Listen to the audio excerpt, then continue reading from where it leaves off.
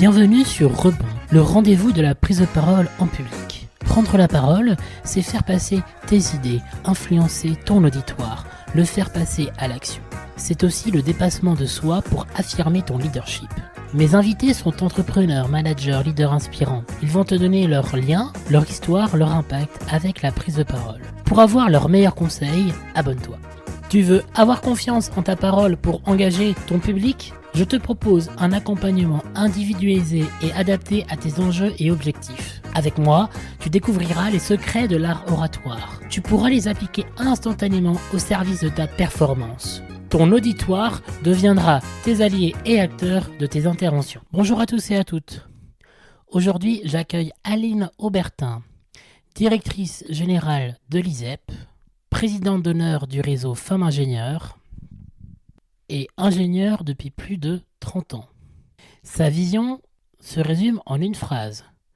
La diversité et la mixité sont source de performance et de créativité. Cet échange se fait en 4 parties. Voici la dernière. Tu pourras retrouver les autres dans la description du podcast. Partons maintenant ensemble à sa rencontre. Si j'avais une question que je t'ai pas posée sur la prise de parole, ce serait laquelle ? Et quelle serait ta réponse à cette question ? On a parlé du plaisir, on a parlé de l'efficacité, on a parlé de l'impact. Plaisir de prendre la parole, c'est ultra important. Voilà. Peut-être aussi parce que c'est ton métier. Tu aurais pu me demander si ça me paraît important de se former. On l'a un peu effleuré, mais on ne l'a pas dit aussi clairement. À la question, est-ce que c'est intéressant de prendre la peine de travailler ce point-là et de se former ? Je réponds oui. Parce qu'en fait, si on veut évoluer dans sa carrière, plus on avance dans sa carrière, plus on est en posture de leadership. Et le leadership sans prise de parole, ça n'existe pas en fait. Donc c'est un axe qui est à travailler. Oui, parce qu'en fait, le leadership, c'est celui qui va transmettre une vision claire et précise, c'est celui qui va transmettre des idées ou des histoires, parce que l'histoire est un élément important de la compréhension, qui va être comprise par tous, qui va générer ensuite de la confiance, de l'engagement, et ça passe par la parole, quoi. Et ça passe par la rhétorique et la persuasion. Parce que savoir bien parler, c'est important, mais savoir parler avec engagement et persuasion, c'est encore un autre niveau, quoi. Et là, pour cette question, on inverse les rôles. Si tu avais une question à me poser sur la prise de parole, sur mon métier, sur le sujet, ce serait laquelle ?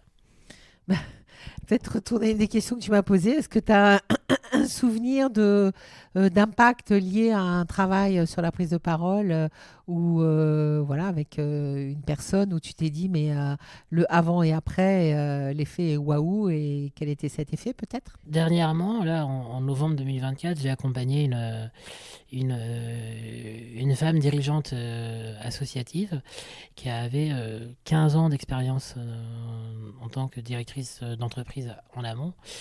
Bon, elle a vécu des choses difficiles. En fait, le sujet de l'association, c'était de faire de l'accompagnement de personnes qui ont été victimes de violences intrafamiliales. Et donc, elle a créé une association avec un programme d'accompagnement complet sur ces sujets. Et comme beaucoup, malheureusement, elle me disait « Non, mais tu comprends, Pierre, j'aime pas trop mettre en avant. Je préfère faire travailler, mettre en avant les autres, toute l'équipe, mais moi, c'est un peu compliqué. » Sauf que la contrainte, c'est qu'elle avait une prise de parole importante à faire, qui était une levée de fonds caritative, dans le cadre d'une soirée qui était organisée à l'Olympia. Et en gros, il y avait 2600 personnes, enfin, il y avait 13 porteurs de projets dont elle faisait partie, et ensuite il y avait un pitch de 3 minutes, et ensuite les gens donnaient de l'argent. Et là elle me dit, voilà, j'ai l'Olympia à faire dans 5 semaines, j'ai un pitch de 3 minutes, comment je fais ? Et là on fait tout un travail à la fois de posture de la voix, à la fois de réécriture de son texte, d'améliorer à la fois sur les figures de style, sur la manière de dire, sur l'histoire, en quoi ça va toucher les gens qui vont être là, parce que c'est un sujet qui est un peu tabou, qui est un peu compliqué, donc c'est jamais évident de raccrocher et d'engager sur des sujets qui sont aussi tabous que celui-là. Et donc à la fin de l'intervention, à la fin de son pitch, bon, elle a réussi en 3 minutes, il y a plus de 400 personnes qui ont donné de l'argent avec plus de 80 000 euros de récoltés en 3 minutes. Et surtout, elle m'a dit, j'ai pris beaucoup de plaisir à ça. Oui, tu as pris du plaisir devant 2600 personnes à l'Olympia, alors que 4 semaines avant, tu n'aimais pas trop te mettre en avant. Bon, ça, c'est cool. Et surtout, ce que moi, j'ai trouvé beaucoup dans la transformation, c'est derrière qu'elle a utilisé des outils comme, par exemple, la méthode projet, de structure de projet. Donc, en fait, c'est pas forcément de maîtriser pour un événement précis qui est un pitch de 3 minutes, mais aussi maîtriser des outils pour des présentations de 20 minutes devant 3 4 personnes, mais des financeurs, des investisseurs et autres. Et c'est ce qu'elle me disait après par la suite. Maintenant, je prends du plaisir à préparer et à être précis dans mon intervention sur comment mon projet va d'abord satisfaire les bénéfices et les besoins de mon public. Et maintenant elle est autonome sur ces sujets-là, quoi. Alors si, il y a une question que je te poserai, mais je te la poserai hors micro. Le feedback est toujours un cadeau, donc hors micro, je te demanderai si tu as des feedbacks à me donner de cette prise de parole. Bien sûr. Alors, ça, c'est aussi quelque chose c'est un des secrets que là, je vais pouvoir révéler de comment je sélectionne mes invités. Il y a 4 critères. Le premier critère, c'est que c'est souvent, non pas souvent, c'est toujours des personnes qui sont très bonnes en prise de parole, experts d'un sujet. Donc, dans l'occurrence, c'est l'ingénierie, c'est aussi l'ingénierie commerciale et l'ingénierie globale. Des valeurs humaines des valeurs qui sont colles, donc qui collent aux miennes. Moi, les miennes, c'est diversité, engagement et collectif, coopération. Ça, c'est le deuxième critère. Troisième critère, c'est la pédagogie. Parce qu'on peut être expert d'un sujet, mais pas savoir le transmettre. Et après, ça, c'est purement objectif, purement subjectif. Faut que j'apprécie la voix de la personne. Parce que comme je passe environ 1h20 avec mes invités, et après 3 heures au montage d'ensuite, faut bien que j'apprécie la voix des gens, sinon c'est un peu compliqué, quoi. Ça, on n'en a pas parlé. Il faut apprendre aussi à apprivoiser sa voix. On n'aime jamais sa voix. Enfin, moi, je ne crois pas avoir rencontré des gens qui disaient j'adore ma voix. Moi, j'aime pas la mienne non plus. J'aime pas la mienne. J'ai appris à l'apprivoiser. Maintenant, ça me dérange plus quand je l'écoute. Ouais. Et en fait, ça, c'est quelque chose que je fais avec mes clientes. Et ça, c'est souvent game changer, voire transformation profonde. C'est qu'on a 2 types de voix, en fait. On a la voix privée, celle qu'on a là en ce moment quand on discute, parce qu'on n'est que tous les deux. Et puis, on peut avoir aussi ce type de voix, qui est ce qu'on appelle la voix publique. Donc là, concrètement, vous entendez, moi, ma voix d'orateur, là, au micro. Et là, je reviens en voix privée. Et en fait, cette voix publique, c'est vraiment une voix qui te permet d'être très charismatique, qui te supprime tous tes mots parasites, et surtout, c'est qui te donne, qui impose, en fait. C'est-à-dire que dès la première seconde, quand tu utilises ce type de voix, les gens t'écoutent automatiquement. Et donc, c'est ça derrière. Et derrière, c'est aussi un volet de sécurité pour soi, parce qu'on est sûr que la voix, c'est quelque chose qu'on contrôle. Et pour répondre aussi à ta question, en fait, non, il n'y a personne qui aime leur voix. Par contre, on s'en fout, en fait.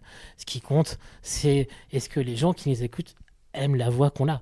Oui, absolument. D'ailleurs, au fil du temps, j'écoute moins la voix et j'écoute un peu plus. Enfin, je réécoute plus le fond. Ouais. Donc en fait, voilà, après. Quand je parle de la voix, derrière, c'est aussi la forme, c'est-à-dire, est-ce que. Alors là, c'est peut-être moi, mon côté expertise, et aussi un ingénieur pédagogique, mais c'est la musicalité. Est-ce que c'est joli à écouter? Est-ce qu'il y a des rimes, des allitérations, des métaphores, le rythme, tout le travail derrière de comment tu vas faciliter un propos? Est-ce qu'il y a une histoire? Est-ce qu'elle est bien racontée? Est-ce qu'il y a des temps de variation différentes sur la voix? En fait, c'est aussi ce qu'on appelle la prosodie, la manière de dire, des temps de silence différents, des émotions différentes. Et c'est ça où là on entre dans l'émotion et on entre dans l'engagement, quoi. Je souris parce qu'apprivoiser le silence, ça, moi, je trouve que c'est difficile. Et pourtant, c'est extrêmement important. Je sais qu'il faut laisser l'auditoire respirer au sens... voilà, le silence est important pour être comprise. Ça, je trouve que c'est difficile à apprivoiser le silence. On a tous tendance, quand on n'a pas l'habitude, comment dire, meubler tous les silences, en fait. Parce que, en fait, le silence permet trois choses pour l'orateur ou l'oratrice. La première chose, c'est un, un truc qui est fondamental dans la vie, qui est respirer. Si on respire pas, c'est compliqué. La deuxième chose, le silence permet de penser à la suite de ce qu'on va dire. Le silence permet, en tant qu'oratrice ou orateur, de signifier au public de ce qu'on va dire avant ou après, la phrase d'avant ou la phrase après, qu'elle est importante. Et s'il y a un silence avant et après, ça veut dire qu'elle est doublement importante. Et donc, en fait, imposer un silence, ce que moi j'appelle tu imposes ton silence, c'est que cette phrase-là est importante. Donc, dans tout ce que tu vas dire, quels sont les 3-4 messages clés? En fait, une des astuces, c'est avant et après, tu vas imposer un silence de 2 secondes. Pour le spectateur, et là on entre dans la séduction, donc il y a 3 avantages. Le premier, séduction. C'est-à-dire que quand on écoute quelqu'un qui se tait et qui parle bien, on a envie d'écouter la suite. Et en fait, le silence, c'est une rupture en mode mais qui suscite l'écoute. Mais c'est une sorte de frustration. Mais continue, quoi. Et puis surtout, ça laisse le temps pour absorber ça, ce qui vient d'être dit. Ça, c'est le deuxième point. Ça laisse le temps pour digérer, absorber les éléments. Et les éléments. Et le troisième point, quand on est vraiment sur parfois des images émotionnelles, ça laisse aussi le temps au spectateur de ressentir ce qui a été dit. Et vraiment de laisser le temps là. Et le silence est clé en prise de parole. Moi, ça fait partie des choses que je repère très vite au bout de 30 secondes. Est-ce que la personne se tait ou pas? Et moi, c'est le conseil numéro 1 que je dis à tout le monde. Un très bon orateur, mais je pense que c'est aussi la même chose quand on est manager ou à ta carrière ou à tes postes. C'est d'abord quelqu'un qui sait écouter et c'est quelqu'un qui sait se taire. S'il n'y a pas ces deux aspects-là, l'écoute et le se taire et être silencieux, c'est difficile de donner une vision et c'est difficile de donner une impulsion derrière. Complètement d'accord. Dernière question, si tu avais 3 conseils sur la prise de parole à donner aux ingénieurs, aux femmes ingénieurs, que tu n'as pas encore donné, avec tout ton parcours, ce seraient lesquels? D'abord d'oser, de se donner le droit de prendre la parole. Ultra important. On l'a dit tout à l'heure, mais en fait, faut prendre un pas de côté. Le risque est faible. Oui. Et même, je termine, je considère que j'ai raté ma prise de parole. Qu'est-ce qui va se passer? Je ferai mieux la prochaine. Oui, et en fait, il y a aussi un autre aspect. Je ne sais pas si ça doit te parler, ce que je veux dire là, mais souvent, on se dit, on veut une certaine perfection, on veut être parfaite, on veut avoir... Et en fait, moi, c'est ce que je dis toujours, la prise de parole parfaite existe. Il n'y en a qu'une. C'est le silence absolu. Alors là, elle est parfaite, on dit rien, et elle est là, sauf qu'il n'y a rien qui bouge. Il n'y a jamais de prise de parole parfaite. Par contre, oser, c'est essentiel, parce que c'est là où on arrive à le faire savoir, quoi. Donc, oser prendre la parole, voilà, réaliser que souvent on croit que les autres vont deviner, vont penser, qu'on n'a pas besoin de dire. En fait, si, on a besoin de dire. En fait. Ce qui est évident pour vous n'est pas évident pour le public, donc c'est ça important. Exactement. Ça nous en fait 2. Et ne pas hésiter à le travailler. Oui, accepter que ça n'est pas parfait, en fait. Accepter que, voilà, et qu'on est sur un chemin de progression. Et d'accepter de le travailler. Et on peut faire mieux la prochaine fois, quoi. Et ça, rien n'est grave. Rien n'est grave. Et en fait, c'est dans tout, mais je pense encore plus dans la prise de parole, il n'y a que la pratique qui compte, quoi. Il n'y a que la pratique qui compte et qui fait qu'on progresse. Absolument, je suis d'accord. Et pour les auditeurs et les auditrices qui nous écoutent, où est-ce qu'on peut te retrouver, où est-ce qu'on peut te contacter suite au podcast, s'il y a des gens... Via LinkedIn, par exemple. Moi, j'utilise beaucoup LinkedIn, c'est assez pratique. Ouais, je mettrai le lien de ton profil dans la Oui, je description pense que c'est la bonne manière pour de la le suite. faire.